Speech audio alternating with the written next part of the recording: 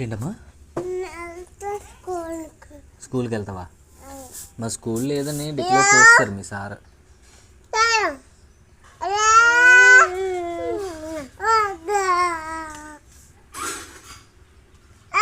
ఏ నీకు స్కూల్కి వెళ్ళడం ఇష్టమా? ఇంటిగా తమ్ముడితో ఆడుకోవచ్చు కదండి చక్క. స్కూల్కి వెళ్తావా? చదువు అంటే ఇష్టమా నీకు? బంగారు తల్లి, నా చదువుల తల్లి.